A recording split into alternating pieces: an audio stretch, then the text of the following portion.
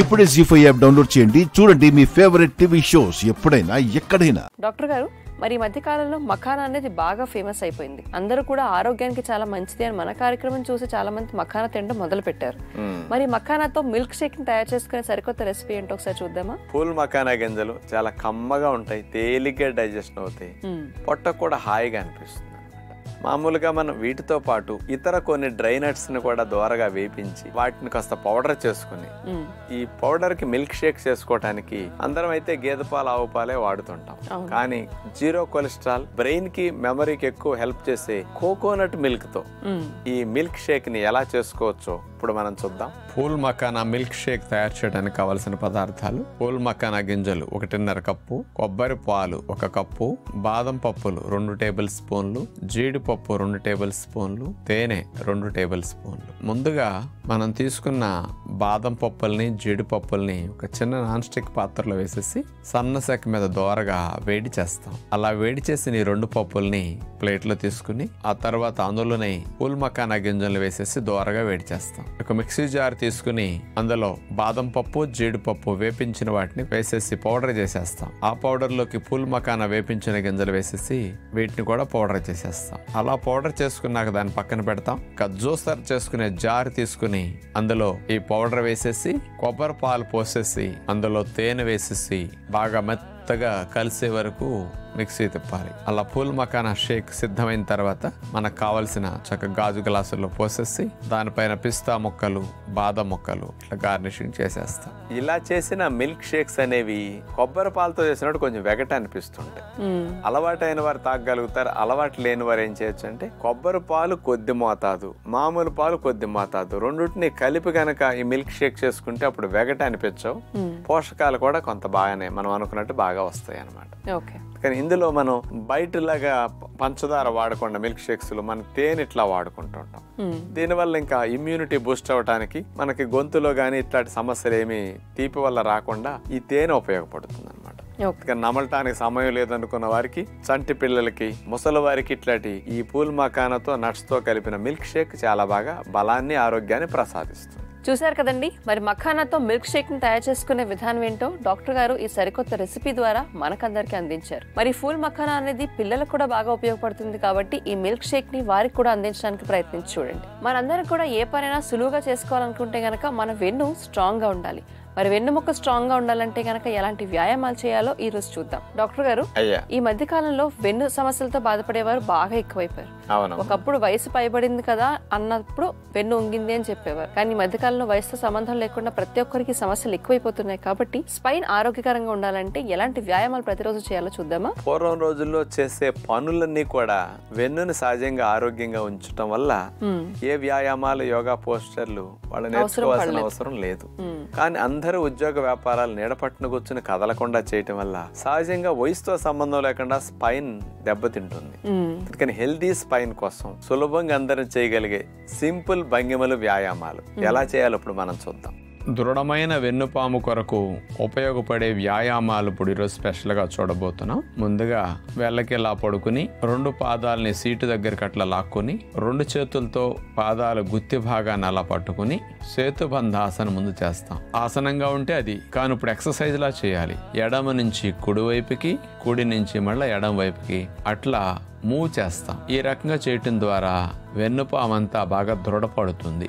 నడుము నొప్పులు రాకుండా ఉండటానికి బాగా ఉపయోగపడుతుంది. Sciatic pain, back pain, neck pain రాకుండా చాలా సపోర్ట్ చేస్తుంది అనమాట. ఇది సేతుబంధాసనంలో ఈ రకమైన ఎక్సర్సైజ్ చేసిన తర్వాత ఇక రెండో వ్యాయామం, కుడి కాలు తొడపైన ఎడమ కాలు అట్లా పెట్టేసి నడుముని లిఫ్ట్ చేస్తాం, మళ్ళా కిందకి దింపుతాం, మళ్ళా పైకి లేపటం, మళ్ళా కిందకి దింపటం. ఈ రకమైన వ్యాయామం చేయటం ద్వారా వెన్నుపాముకి చాలా మంచిది, బాగా దృఢపడుతుంది. ఒక 5-6 రౌండ్స్ ఇట్లా చేసిన తర్వాత ఈసారి ఎడమ పాదం నేల కానిస్తాం, కుడి కాలుని ఎడమ తొడపైన వేసేసి నడుముని అట్లా పైకి లేపుతాం, మళ్ళా కిందకి దింపేస్తాం. మెడ దగ్గర నుంచి సీటు భాగం వరకు అన్ని కండరాలకి, నరాలకి బాగా లాభాన్ని ఇస్తుంది. ఇక మూడో వ్యాయామంగా అప్పుడు మనం ఇందాటి వలే పాదాలను అట్లా పెట్టేసేసి ఒక కాలుని, ముఖ్యంగా కుడి కాలుని పైకి లేపేసి మోకాల భాగాన్ని దగ్గర రొమ్ము దగ్గరకు వచ్చే వరకు అట్లా వెనక్కి లాక్కోవాలి, మళ్ళీ ఆనిచ్చేయాలి.